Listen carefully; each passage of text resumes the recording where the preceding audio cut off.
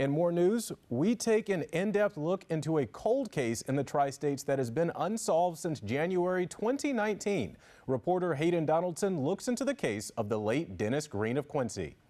It has now been over 6 years since 53-year-old Dennis Green was murdered on his front porch in the 800 block of South 13th Street, with still no arrest being made in connection to his death. Now, the Quincy Police Department, as well as a new group, is still searching for answers.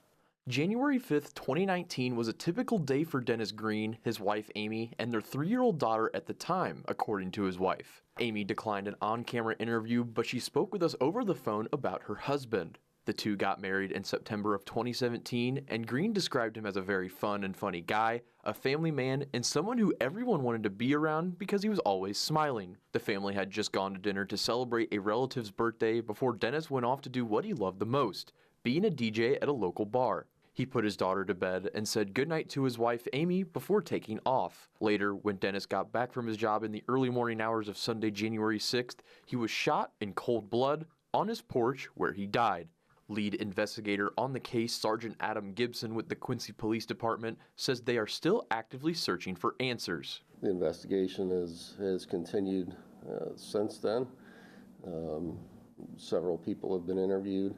We continue to do interviews on it now, and that's kind of where the status of the case is. Gibson confirmed that Green was acquainted with law enforcement, having served on at least one case as an informant. He says that although he was acquainted, it cannot be confirmed that it was the reason for his death. The reason for his murder would be mere speculation. We obviously don't have any suspects in custody at this time. So to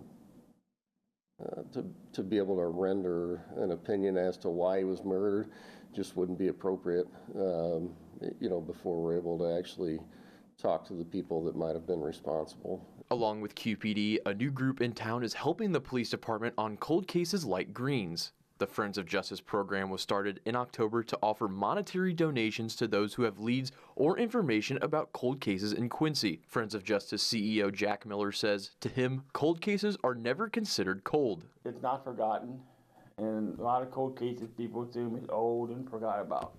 But these cases are not forgotten. And you can almost talk to any of the police people down there or the county sheriff's department.